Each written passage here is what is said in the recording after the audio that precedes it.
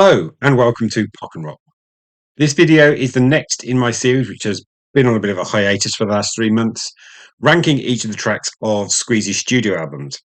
This is the first time I've decided to do the ranking backwards. I started with the release of the new album Trixies, and this is the second video in the series, so I'm going back to the knowledge from, I believe, 2017, 2018. In my Squeeze album ranking that I did before Trixies was released, I place this as my least favourite Squeeze album. Has that changed? We will find out as the series goes on. I was hoping this album would click. Let's find out whether or not it does. There are 12 tracks. And let's start with track 12. And at 12 I have placed Rough Ride.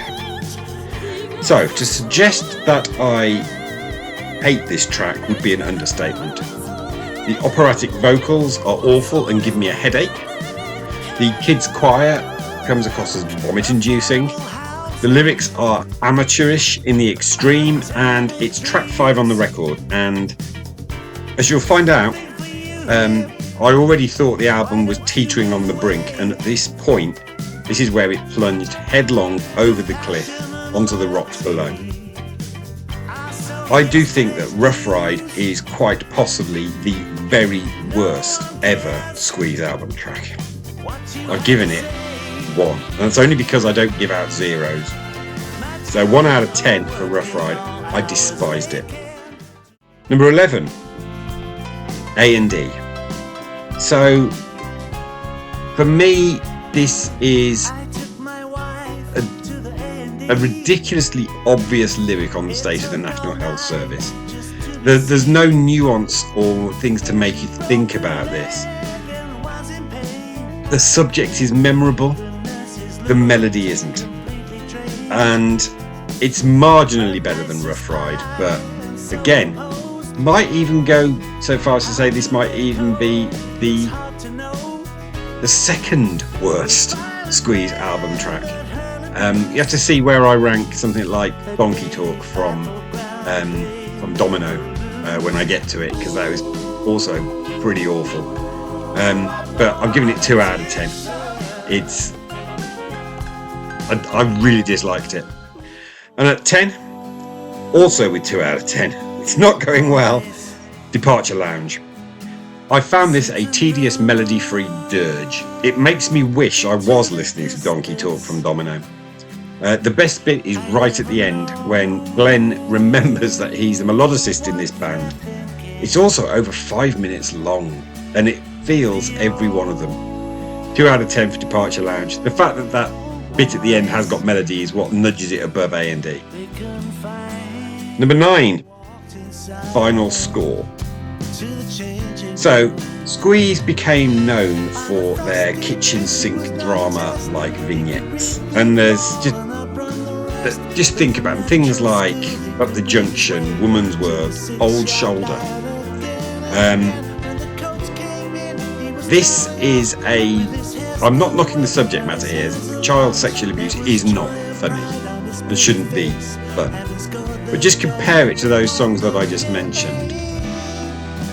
It's boring and a pretty rank take on the subject of abuse. 3 out of 10 for Final Score. 8, Every Story. I found absolutely nothing memorable or stand out about this song at all. The lyrics feel like they're cookie cutter in terms of the way that Squeeze writes stuff. No melody whatsoever. Again, 3 out of 10. And number 7, Elmer's End.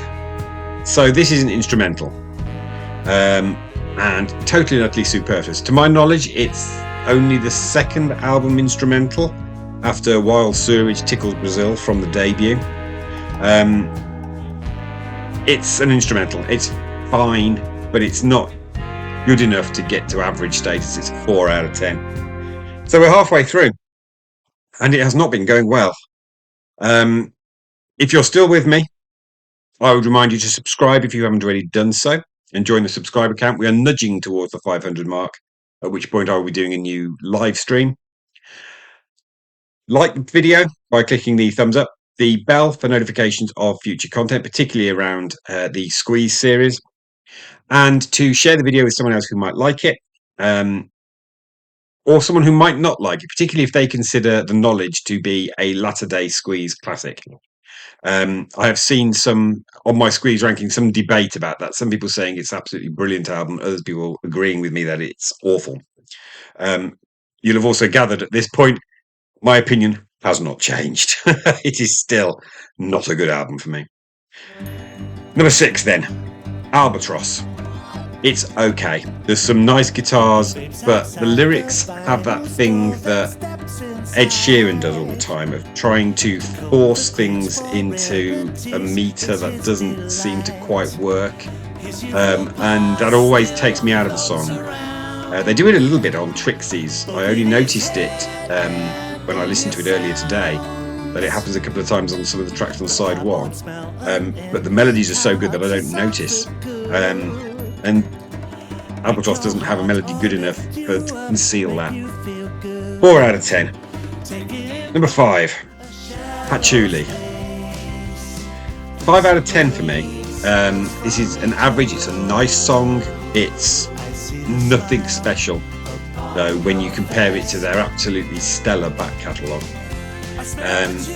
This was held, a guy like cited as probably being, I think it was the single, and possibly being the lead-off track, therefore indicative of the album. It's slightly better than the rest of the album, that's all I can say for Patchouli, with a few exceptions. Number 4, Innocence in Paradise. Almost exactly the same things as I'd say for Patchouli. All right, but it's not better than a bang average 5 out of 10 song for me.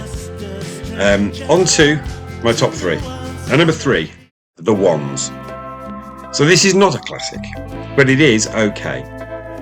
I would suggest that lyrically it's still on the obvious side, and if that's a problem with this album, it's just how obvious some of the lyrics are. It's their most politically charged album, and it suffers as a result. But in the context of 2018, when it came out, and the fact that Trump was president for the first time, it's kind of understandable, and maybe a song that's time has come again as a result of the fact that he's president again. It could have sat as a mid-range track on something like Sweets from a Stranger. It does have a good solo, so it has that going for it. The Ones, 6 out of 10, my number 3. Number 2, I have placed Two Forks. So this has a cheeky, chappy madness feel to it, which for me always goes down pretty well. The double octave vocals on their trademark, where it's just, you've got Glenn singing and then you've got Chris singing an octave below, and that's one of their trademark sounds, and it's welcome. I would say it's a 7 out of 10. Definitely the second best track on the record for me. Which leaves at number 1, Please Be Upstanding. So this is track 8 on the record, and I've given it 8 out of 10, by the way. It has taken to track 8 on that record to get anything that felt like a Squeeze classic. It's about Viagra, and given an erectile dysfunction, and given that it is so many of Squeeze's early songs were about sex, it kind of aligns with their kind of early days oeuvre, and it's definitely the best song on a weak album like The Knowledge.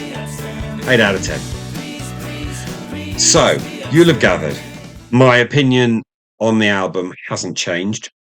The total score is 50, which when divided by the 12 tracks gives an average of 4.1, crashing into last place.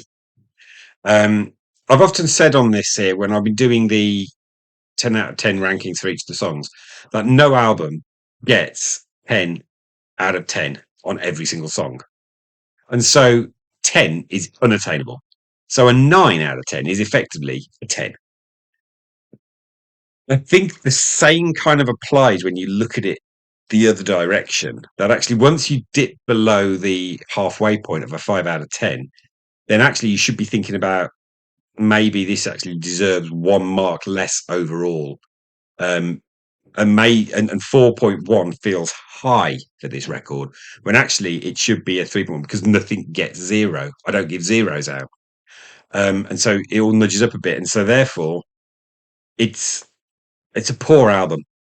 It's a properly poor album. It's not the worst album in the world, because that track "Please Be Upstanding" at least saves it, but it's not worth owning, and I don't anymore.